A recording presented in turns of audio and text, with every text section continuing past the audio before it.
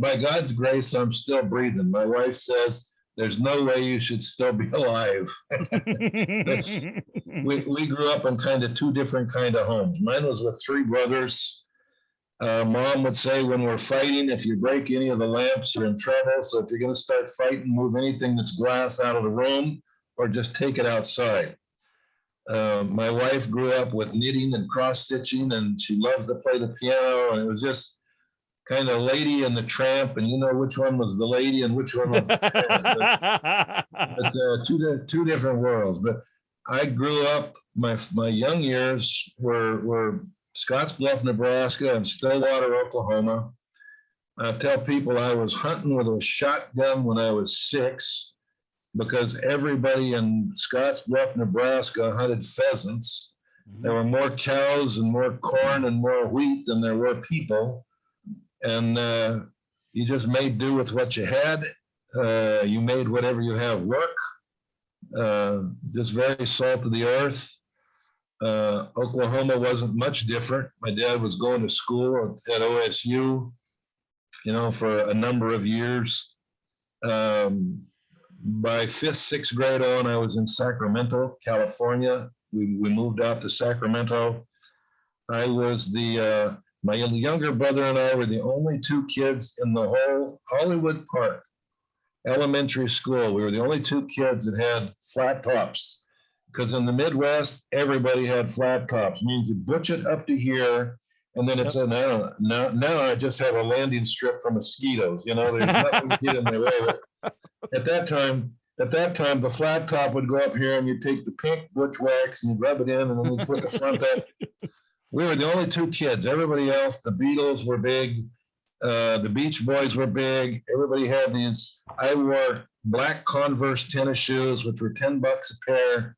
I wore a T-shirt. I wore, just regular, usually a knockoff on Levi's because we couldn't afford the real ones. But I'm walking in, and my little brother and everybody around us has got high heeled. Even the boys wearing shoes with boots, with heels on them. And I'm looking at this, and I'll tell you a fun story. You said I'll truncate the rest, but this was learning for me. I'm 5th grade, my first day of school. I still remember the teacher. I won't say her name in case she's still alive, although I doubt it. But at that time, I've told kids there's no special education. Just everybody's in the same room back when we were going to school, right? Mm-hmm. And so they would divide it up. They call them 1s, 2s, and 3s. And 1s, those are the kids you think are sharp. 2s, they're somewhere in between. And then 3 were the kids that then we called them retarded and didn't mean it mean. Just, now I guess they call them physically or mentally challenged. Or, you got to, try to do something where you don't sound like you're trying to be mean, but we're all in the same room. And so she's going, Fred, Ed, Ted, you're a 1, you're a 2, you're a 3, whatever. And I'm watching this go on. And we just moved in from Oklahoma. And kids told me I sounded funny when I talk. I said, I don't sound funny when I talk. There's nothing wrong with my talking. But at any rate, she looks at me and she says, Karl Payne. I said, yes, ma'am, that's me. She said, you're a 3. Go to the 3 side. And I said, now remember, I'm 10 years old. So, but I said, ma'am, I'm not retarded and I am not going to the 3 side. And she said, what? And I said, I'm not going over there. And she told the kid behind me, she said, give him your book. He had a book. And she said, please read for me, Karl. So I started reading the book. And after I had read for a minute or two, she said, okay, you go over the number 1s.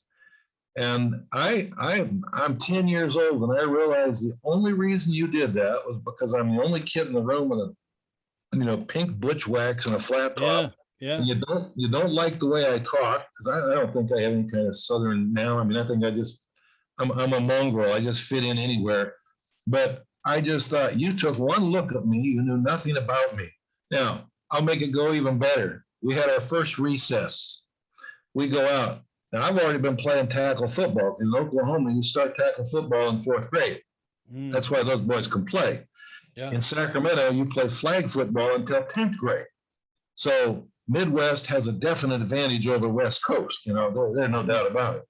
So I go out, and they're picking teams for football. Even though we weren't supposed to play tackle, that's what we played. And a couple of the monitors were really cool. They just turn their back and walk away, And so we really liked them for that. But at any rate, they're picking teams.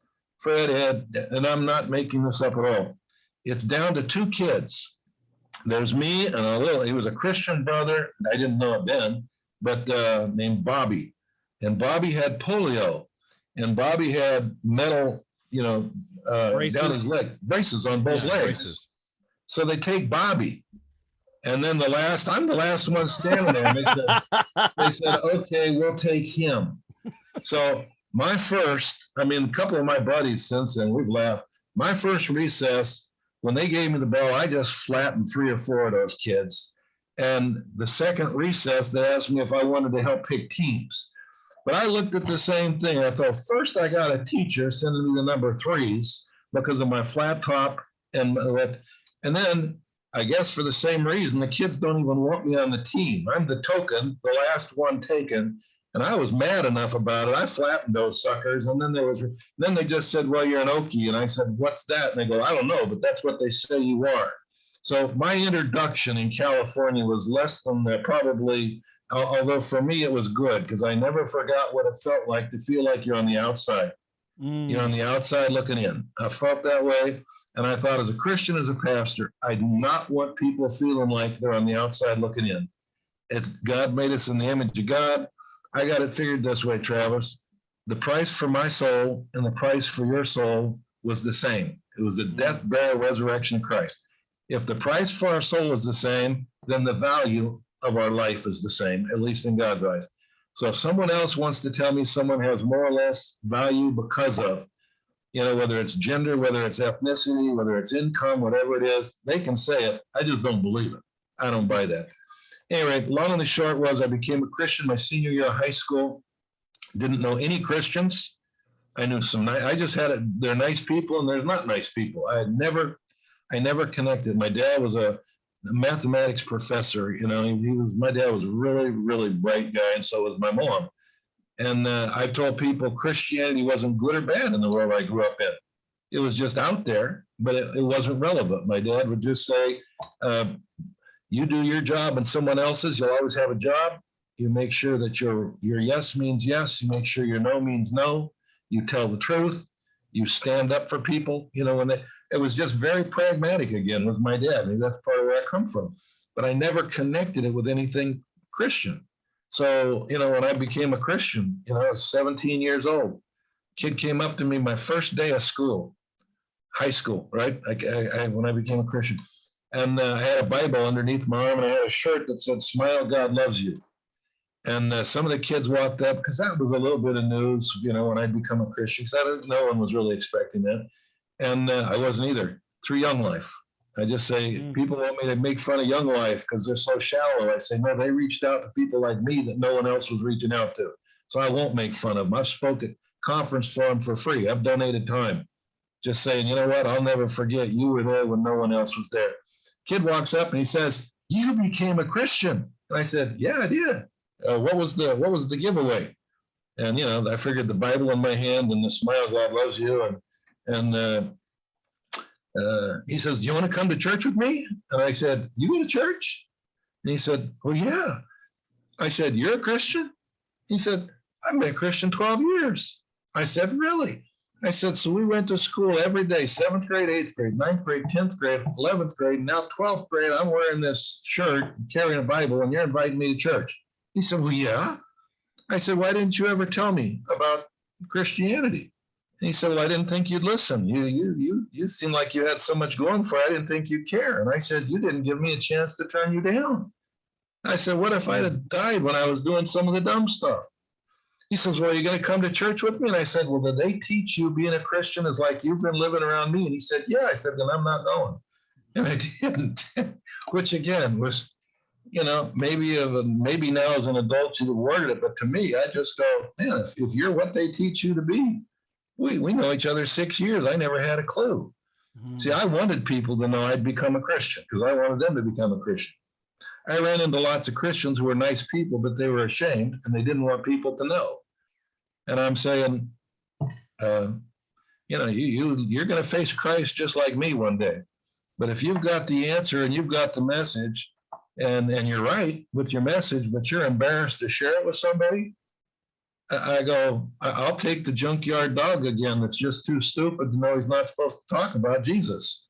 Mm-hmm. And so anyway, became a Christian when I was 17 through a Young Life ministry. Soon discovered in college that, I was constantly talking with people about Jesus got involved with a Campus Crusade for Christ group, memorized the 4 Spiritual Law booklet without ever trying to memorize it. I just shared it so often I didn't have to look at it after a while, right?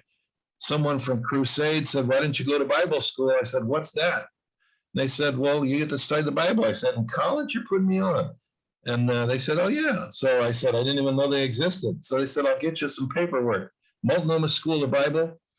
I thought it was the only one. I filled it out, sent it in, and her name was Peggy.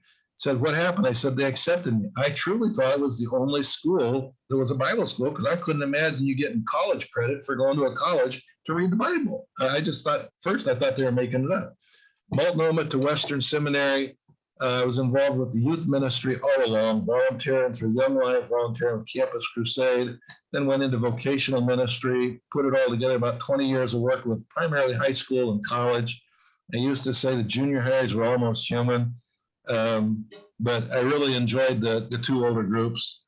And then after about 20 years of that, my buddy here, I've been here for 30 years at Antioch Bible Church. My buddy, he was a youth pastor in Bellevue, Washington, which is on the west side. I was in Spokane.